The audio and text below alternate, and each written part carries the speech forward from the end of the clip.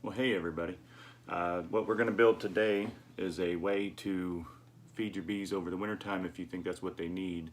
It's going to end up being 3-inch shim board, and I'll show you how to build a basket out of number 2 hardware cloth. Well, I'm not going to show you how to build this 3-inch shim board. A couple quick things about it. We're going to use the rabbet joints again, and we still have the dado set up from the last time when I built the beehive box. So the construction is the very same, but it's only going to be 3 inches wide. But this is a 1x8 that is 7 1/4 inches. Since I already have the saw set up for the dado, I'm not going to take the dado off, put the ripping blade on, rip them to width, and then put the dado in. I'll put the dado in as a 1x8, and then once I get all those cut, then I'll change the blade out, put it in the ripping blade. So just something there, kind of a time saver. So I already cut the boards to length. These are 16 1/4 for the rabbet joint ends. So we will get those dados, switch the blade out, rip them down to 3 inches wide, and assemble them. I have a video out there already, so I'm not going to show you how to do that rabbet joint box making. It's the very same principle. The only difference on the 3-inch wide shims is I don't put handles on them. They're just blank boxes. So I'll probably see you again once I have the boxes assembled, unless I do a audible and change my mind. So as I was cutting the pieces, came across something that I just learned this last week from another video on YouTube. So I watched these guys that are building a wooden boat, and it's a pretty cool channel. Anyhow, 2 different kinds of knots. So here you have a live knot, so there's no bark around the edges, so that indicates that this was something that was a branch that was growing and living through the tree, and it's okay to leave this. This is a tight knot. Anyhow, something like this won't be structurally defective. The other part is this knot, and I can't remember what they called it, but if you see here, this edge is darker. There was bark there, so this was a branch that died. The tree grew around it, and so this would be a weak spot. Now, this is beehive equipment, not a boat or fine furniture or a home, so it'll probably be okay because it goes all the way through. But if you only need a certain section of your board, so this board started out as a 1x6, I only need 3 inches. So this here is going to be waste, and I can cut around and still use this narrower piece for something else. But since I had the option, I went ahead and cut this knot out. So just something I picked up, and hope you find that useful. So this is what you end up with, is that 3-inch wide shim. It's 3 inches because that's the difference between a deep box and a medium box. So in a pinch, if you had a deep frame or deep frames that you needed to manipulate into a box and you only had a medium, you put this on the bottom, and you have a temporary deep box. So next thing we'll do is to show you the wire basket cage, and this idea I got off of another guy, Little Joe's Honey on YouTube, so check him out. He's got some good stuff. He'll show you the cheap way to do it, and by cheap I mean inexpensive, so not flimsy or flimsy. So anyhow, next step, we'll take the number 2 hardware cloth and make the basket feeder. Okay, the next thing we'll do is make the wire basket. This wire basket idea I found off of the YouTube, a guy named Little Joe's Honey. If you type in Little Joe or Skinny Bee Man, he'll show you inexpensive ways to do stuff that makes a lot of sense. So anyhow, I got this basket idea. It makes the sugar, if you're going to feed them sugar, it makes that sugar removable.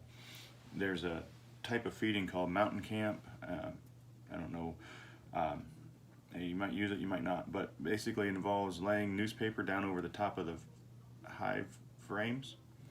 The issue with that is if you want to move that, then later you've got to try to get that newspaper, and it's not going to come out in one piece. So you build this wire basket with number 2 hardware cloth, which is 2 holes to the inch, and you put your newspaper on top of the basket, Then you put your dry sugar on top of that newspaper, and then if you have an opportunity to go in there and you want to move some stuff around, maybe you get a warm day in the wintertime or something, you can pull that sugar out, put it right back when you're done. So what I do here, this roll is 3 foot wide, which is 72 squares, I counted. And my basket's going to be basically 8 inches by 12 inches. And so all that to say, I did a bunch of math. It's off screen here. I did it on this board, but I figured it out. So an efficient use of this is where this pencil is sitting. I cut the wire because that's the line I'm going to cut through. And when you cut this stuff, you do want to wear gloves because these sharp edges will get a little pokey. So what I'll do here is I'll cut 3 feet across. That is to say, the full width of the roll, and then I'll start tuning it down into individual basket sizes. And I'll make enough. I have 5 of these to make for a buddy of mine. And so I'll get them all cut and cut down to size, and then I'll show you how I assemble the baskets, what they look like when they're all done. Okay, so now you have your basket cut out. It looks like this, just a flat piece. First thing you'll do is I just bend my long sides up, and easy way to do that, count down 4 squares, which you know is 2 inches. Take a piece of wood and you bend it against a flat piece of wood. Certainly don't need to do that, just makes life a little bit easier. And then you'll take your whatever you cut it with, and on that, after the 4th square that makes your side, you'll cut in 2 squares or 4 squares,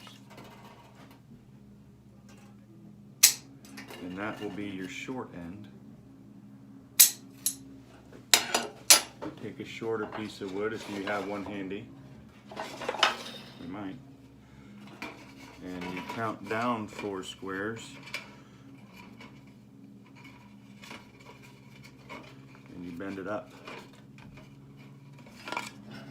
So what you're left with are 2 wings in the side. You just fold those wings over, and then you have these little pieces that stick out. How well you can see them. And that's actually what you can use then to secure the basket to itself. If you can't bend them or they break off, sometimes that happens, then you can fix them with a little piece of wire or a little zip tie. You can also, like I said, you don't have to use that board to bend it. This stuff is pretty bendable. And there you go. You have one basket finished. Don't worry if it's not square. Once you get the weight on it, it'll sit flat. So I'll go ahead and finish making these baskets and try to show you how the application works. Okay, so what we've got here is this is a box that I'm working on, but it's got frames on, so it's a perfect example. So you have your 3-inch shim that we built earlier. You have your basket, 2-inch sides, about 8 by 12. You'll lay that directly on top of the frames. In the traditional mountain camp method, you simply put newspaper on top of the frames, and that's fine. You put your sugar directly onto the newspaper. But again, when you try to pick this newspaper up, it's not going to work out. So you use this basket, put the basket on, put the sugar directly on top of the newspaper, and the bees can come up. The number 2 hardware cloth is big enough for any bee to get through. The bees can come up here, eat the sugar. The side benefit to using sugar in this way is that sugar will trap any excess moisture that you have in the beehive. So I did this last year, and what I found was the sugar you poured in, it's granular, and then come back later, if you get a warm day or something like that, you take this basket off and the sugar has hardened because of the moisture from the top of the hive gets into the sugar. So it's kind of a 2-for-1. So no matter how you feel about feeding your bees sugar, if you think that's a good thing, or avoid at all costs, or only if you need to, however you feel about it, this is a way to do it in a simple, economical way. So I hope you enjoyed this video. I enjoyed making it, and I hope you found it useful.